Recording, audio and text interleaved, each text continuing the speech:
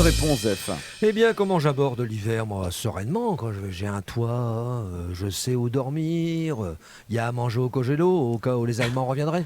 Ma grand-mère disait toujours, garde-les du coin de lait, on sait jamais avec eux, ils peuvent revenir à tout moment. Hein, voilà.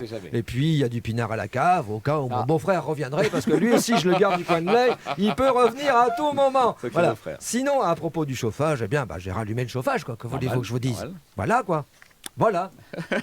Après cette réponse, je pourrais presque partir, hein, je veux dire. Parce qu'une conversation qui commence par « Tu sais quoi ?» Eh ben, j'ai rallumé le chauffage. Ça sent le dimanche en fin de journée, quand le reportage sur M6 qui parle de prostituées asiatiques qui utilisent de l'huile de palme pour fabriquer les jeans des jeunes de la cité qui braquent des vacanciers sur la Côte d'Azur n'intéresse plus personne. Non. En général, votre interlocuteur, assis vautré dans le fauteuil en face de vous, se fend d'un non, sans lâcher la télé du coin de l'œil parce qu'une prostituée vient d'apparaître à l'écran, tenant fièrement un bidon d'huile de palme en disant « T'as bien Terry, on a fait des baguettes ou une fortette ?»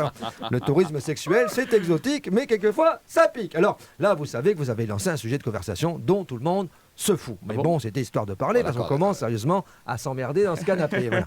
Alors que le monsieur de la télé tente désespérément de nous intéresser à son sujet en vous montrant les dégâts de la prostitution en Basse-Auvergne au moyen d'images insoutenables de filles dénudées sur le bord de la route obligées de vendre du saucisson sec pour arrondir leur fin de mois.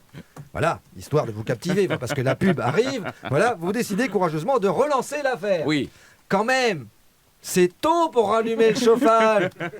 Se sentant obligé de répondre, on vous lance. On est au mois de novembre et on est dans le nord, je te signale. Oui. Tu prends la dernière rondelle de saucisson, elle me donne faim, les filles à la télé. Non, vas-y, serre-toi. Non, mais je l'ai allumé depuis 2 mois au moins. Et là, vous osez, c'est courageux pour un dimanche. Et toi, tu l'as allumé depuis quand? Une page de publicité. 5 bonnes minutes de conversation selon le CSA, 10 bonnes minutes selon la télévision. Hey. On ne l'a pas encore allumé, qui répond si tu veux le savoir, on habite une maison parfaitement isolée, monsieur. Et pour l'instant, pas besoin de chauffage. Comme ça, on peut regarder la télé tranquille, le dimanche, sans que des casse-bonbons viennent nous gâcher des reportages avec des filles à Walpé qui se sont reconverties dans le bleu d'Auvergne. Tout ça parce qu'au même titre que les filles du documentaire, ils se caillent les miches chez eux.